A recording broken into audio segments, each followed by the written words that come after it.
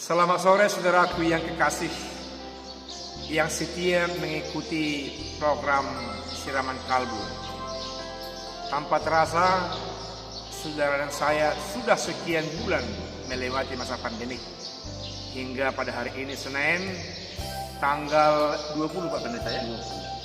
Bulan Juli 2020, saudara-saudaraku sehat yang dibombardir dari berita pandemik yang menakutkan, seolah-olah kita anggap itu musuh yang luar biasa. Tapi hingga sekarang kita semua senang bersama Tuhan, bersama firman Tuhan. Dan untuk itu kami datang. Dan sebelum kita mengelaborasi dari Pak Pendeta Sofian Pane tentang firman Tuhan dari Wahyu pasal yang ke-14 ayat 12 sampai ayat 20 nanti, mari kita bersatu dalam doa. Kita berdoa. Bapa di sorga yang sungguh baik, karena kebaikan-Mu Engkau berkuasa lewat firman-Mu. Firman yang senantiasa memotivasi, merangkul, memberkati kalbu kami. Sehingga kami rindu setiap saat untuk mendengarkan sabda-Mu. Oleh karena itu, hati siapa, kalbu siapa, pikiran siapa, kehidupan siapa yang disapa oleh firman pada sore hari ini, kiranya memperoleh sukacita. Dalam nama Yesus kami berdoa. Amin. Saudaraku yang kekasih, firman Tuhan buat kita terambil dari Wahyu 14 ayat 12 sampai ayat yang ke-20. Saya akan membaca ayat yang ke-12, 13 dan sampai ke-16. Dan nanti Pak Pendeta host kita akan membaca ayat yang selanjutnya. Dikatakan firman Tuhan demikian. Yang penting di sini ialah ketekunan orang yang kudus, yang menuruti perintah Allah dan iman kepada Yesus Kristus. Dan aku mendengar suara dari sorga berkata, tuliskanlah, berbahagialah orang-orang mati yang mati dalam Tuhan sejak sekarang ini. Sungguh kata Roh, supaya mereka boleh beristirahat dari jerih lelah mereka, karena segala perbuatan mereka menyertai mereka, tuaian di bumi. Dan aku melihat, sesungguhnya ada suatu awan putih, dan di atas awan itu duduk seorang seperti anak manusia, dengan sebuah mahkota emas di atas kepalanya dan sebilah sabit tajam di tangannya. Maka keluarlah seorang malaikat lain dari bait suci, dan ia berseru dengan suara nyaring kepada dia yang duduk di atas awan itu, ayunkanlah sabitmu itu dan tuailah, karena sudah tiba saatnya untuk menuai, sebab tuaian di bumi sudah masak. Dan ia yang duduk di atas awan itu mengayunkan sabitnya ke atas bumi, dan bumi pun tuailah. Dan seorang malaikat lain keluar dari bait suci yang di surga, juga padanya ada sebilah sabit tajam. Dan seorang malaikat lain datang dari mezbah.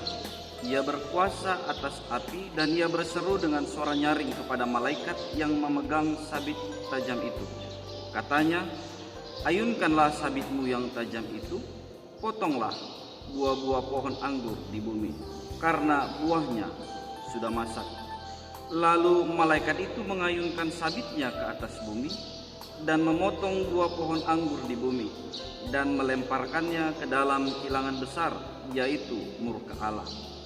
Dan buah-buah anggur itu dikilang di luar kota, dan dari kilangan itu mengalir darah, tingginya sampai ke kang kuda, dan jauhnya 200 mil. Ya, terima kasih Pak Pendeta. Saudaraku yang kekasih, mari kita mengelaborasi bagaimana pemahaman firman Tuhan dan kebenaran firman Tuhan dalam teks ini secara khusus.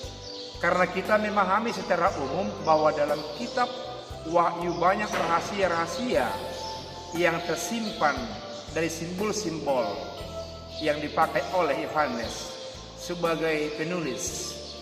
atau penyampai firman Tuhan ini ketika dia berada di penjara di Pulau Patmos. Yang pertama yang sangat menarik, kalau kita melihat dan mendengar tadi di ayat yang ke-12, dikatakan di situ ketekunan orang-orang kudus. Sebelum kita memasuki ke fase kedua, soal pengertian sabit tajam yang berada di atas awan, di mana ada malaikat itu yang disuruh diayunkan untuk dipakai dalam rangka untuk menuai. Apa yang dituai sabit itu sebagai apa? Mari kita bertanya sama Pak Pendeta. Yang pertama pertanyaannya begini, Pak Pendeta. Dikatakan tadi di sini ada ketekunan orang-orang kudus. Yang dimaksud orang-orang kudus sebenarnya siapa? Dan orang-orang kudus ini menekuni apa sebenarnya? Dan bagaimana kehidupan mereka yang dirindukan oleh firman Tuhan dalam teks ini?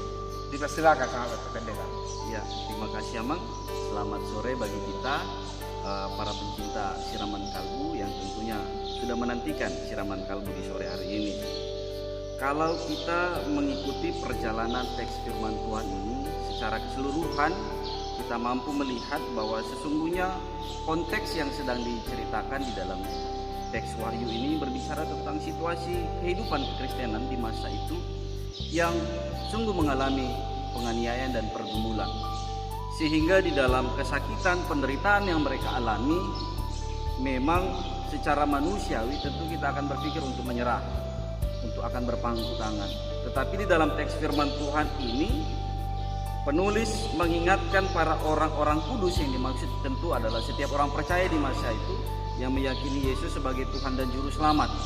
Mereka dikuatkan dan diajak untuk tetap tekun, untuk tetap setia, untuk tetap berjuang di dalam imannya sekalipun begitu banyak pergumulan secara fisik yang mereka alami, begitu banyak penderitaan yang mereka alami secara fisik. Bahkan mungkin ketika sampai kematian diperhadapkan di dalam kehidupan mereka.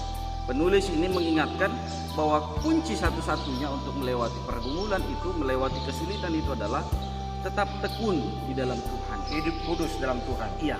Hidup berbeda dengan yang lain. Iya. Setia kepada Tuhan walaupun mengalami penderitaan. Betul. Disitulah letak dari kekudusan orang percaya itu. Betul.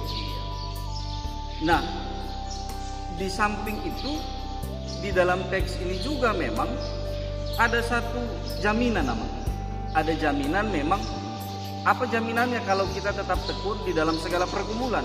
Apa jaminannya yang membuat kita mampu ketika menghadapi pergumulan itu? Di ayat yang ke-13 jelas dikatakan berbahagialah orang-orang mati yang mati dalam Tuhan sejak sekarang ini. Artinya penulis ini mengingatkan para orang-orang kudus, para orang-orang percaya di masa itu, ketika mereka setia di dalam ketekunan mereka, ketika mereka setia di dalam hidup kekudusan mereka, ada satu jaminan bahwa di dalam kehidupan mereka di masa yang akan datang Tuhan sudah persiapkan. Iya. Walaupun mereka dalam arti akhir hidupnya entah bagaimanapun itu, iya, tapi kalau toh dalam kesetiaan mereka disebut berbahagia. Iya. Iya. Terima kasih Pak Pendeta. Iya. Sepertinya memotivasi kita untuk hidup berjuang, memperjuangkan apa yang kita imani. Seperti itu Pak Pendeta ya?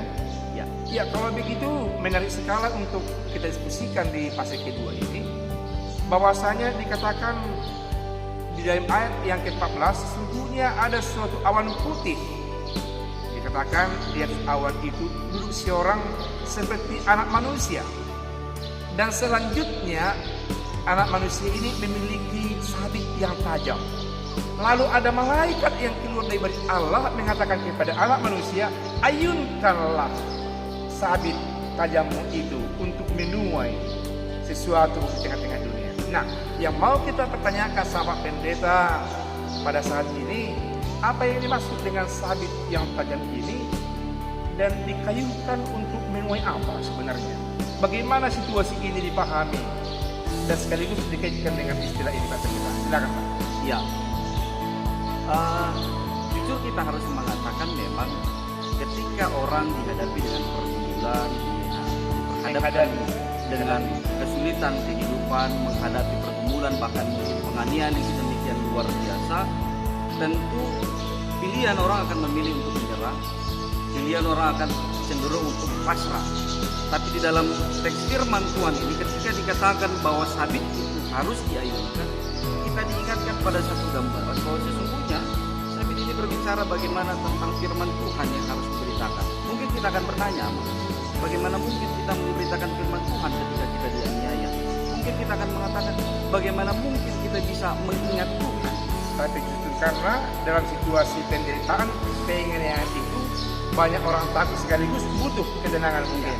Itulah yang mau dituai dari sabit itu. Ya, Berarti itu boleh kita katakan kalau ayukanlah sabit tajammu, berarti layanilah orang dalam situasi ketakutan ya, begitu.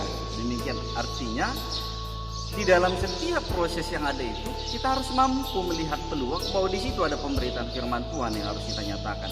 Dikala orang bergumul, dikala orang mengalami kesusahan sedemikian rupa, kita diingatkan bahwa itu menjadi peluang bagi kita untuk menguatkan mereka melalui pemberitaan firman Tuhan. Itu menjadi peluang bagi kita untuk memberitakan firman Tuhan dengan mengayunkan sabit itu. Sehingga orang yang lemah dikuatkan, orang yang sudah merasa terpuruk mampu dibangkitkan kembali.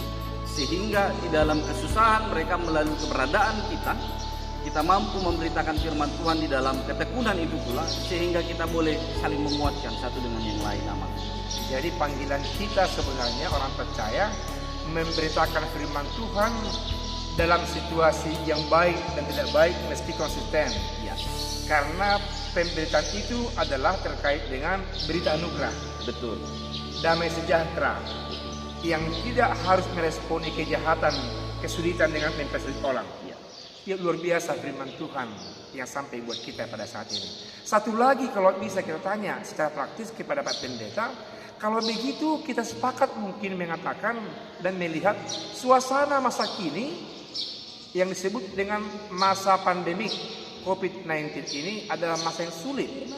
Masa yang membuat orang manusia terhantam dalam ketakutan, banyak yang stres. Kalau begitu bagaimana lewat firman Tuhan ini diarahkan untuk kita lakukan kalau begitu Pak Pendeta? ya, Apakah kita takut memberitakan firman Tuhan atau kita beritakan setiap ada kesempatan termasuk siraman kalbu yang kita lakukan seperti saat ini? Ya, dipersilakan Pak Pendeta. ya. Memang kalau kita melihat secara praktis ini menjadi pemahaman yang muncul, bagaimana mungkin kita memahami COVID ini sebagai peluang tentunya. Karena memang sebagian kita akan menganggap bahwa COVID ini adalah semacam penghukuman, kita akan menganggap bahwa COVID ini adalah suatu yang sulit bagi kita. Namun ketika kita belajar dan menarik firman Tuhan ini dalam perjalanan kehidupan kita secara nyata, justru firman Tuhan ini semakin menguatkan kita. Melihat peluang, Iya, memberitakan firman Tuhan supaya orang yang merasa terancam, takut yang lain tetap dikuatkan, didampingi begitu. iya. Artinya ini menjadi momentum bagi kita untuk Memberitakan semakin semangat memberitakan firman Tuhan. supaya orang yang mendengar merasa dikuatkan, Iya, merasa terjamin sekaligus berpartisipasi, berhati-hati, berdisiplin, iya, supaya tidak memahami firman Tuhan yang menjamin keselamatan itu dalam pikiran yang kosong, upaya yang kosong, memahami secara harfiah, tapi justru sebaliknya membekali diri, termasuk dari segi firman Tuhan, membekali dari segi kesehatan, segi sosial, dan perlengkapan, dan sekaligus perlengkapan rohani. iya. Demikian. Jadi saya rasa memang apa yang diputuskan oleh pemerintah dengan mengatakan berdamai dengan COVID setidaknya mungkin menjawab kebutuhan firman Tuhan ini. Bagaimana kita diajak berdamai dalam artian kita lebih protektif dengan diri kita, menjaga diri kita dengan adaptasi kebiasaan baru, tetapi juga kita diajak untuk lebih produktif dengan firman Tuhan. Baik melalui pemberitaan firman Tuhan seperti yang kita lakukan siraman kalbu, di mana kita bisa mampu menyebarkan firman Tuhan. Kalau mungkin selama ini kita terjebak pada pemberitaan firman Tuhan pada satu tempat, hanya di mimbar, dan ternyata lebih banyak pendengar sampai ribuan. Iya. Kalau kita membuka peluang di media seperti ini, demikian. Iya. Artinya di masa ini kita malah diberikan peluang melalui kesempatan yang ada untuk memberitakan firman Tuhan lebih mudah lagi, di mana saja, kapan saja, dan kepada siapa saja kita bisa memberitakan firman Tuhan. Demikian nama. Iya, terima kasih pemirsa siraman kalbu. Kita bisa masing-masing menarik kesimpulan dari firman Tuhan ini. Tapi ada satu hal menarik, bahwa Bapak Ibu adalah orang kudus yang dipilih oleh Tuhan yang meski berjuang memberitakan kebenaran yang tidak harus tersandung dengan risiko yang akan dialami. Tentunya Tuhan akan menjaga kita. Dan yang berikut, ternyata bahwasanya dalam suasana yang menakutkan di mana saja pun kita harus mencari peluang yang baik dan rangka penguatan orang yang sedang mengalami ketakutan seperti dalam teks ini. Itu yang dimaksud dengan tadi dikatakan Pak Pendeta, memegang sabit yang tajam dan meski diayuhkan untuk menuai. Berarti menuai yang sudah siap dituai. Berangkatlah ke semua arah yang ada di dunia ini karena ladang sudah siap dituai. Siapa penuainya? Penuainya adalah saudaraku semua kita yang terpanggil memberitakan berita anugerah, yakni berita keselamatan yang mensejahterakan dan yang menguatkan. Tuhan Yesus memberkati dan terima kasih. Ungkapan terima kasih yang terakhir kita minta Pak Pendeta sebagai host untuk menutupnya dalam doa. Dipersilakan Pak Pendeta Sultan Pamit. Mari kita bersatu dalam doa. Kami sungguh mengucap syukur kepada Tuhan ketika Tuhan percayakan kepada kami menjadi bagian dalam pemberitaan firman Tuhan. Biarlah kiranya kami mampu mengayuhkan sabit yang Tuhan berikan kepada kami, sehingga kami menjadi pemberita-pemberita firman Tuhan melalui ketekunan hidup kami, melalui kekudusan hidup kami, sehingga kebenaran firman Tuhan dapat diberitakan kepada siapapun, dimanapun dan kapanpun ya Tuhan. Biarlah kiranya juga tugas dan panggilan ini sungguh-sungguh menjadi tugas panggilan yang kami nyatakan di dalam kehidupan kami sehari-hari, sehingga kami sungguh-sungguh melaksanakan di dalam sukacita memuji dan memuliakan nama Tuhan. Terima kasih Tuhan, di dalam nama anak Yesus Kristus kami berdoa dan sungguh mengucap syukur. Amin. Terima kasih Pak Pendeta. Biarlah ini sumber berkat untuk kita. Terima kasih.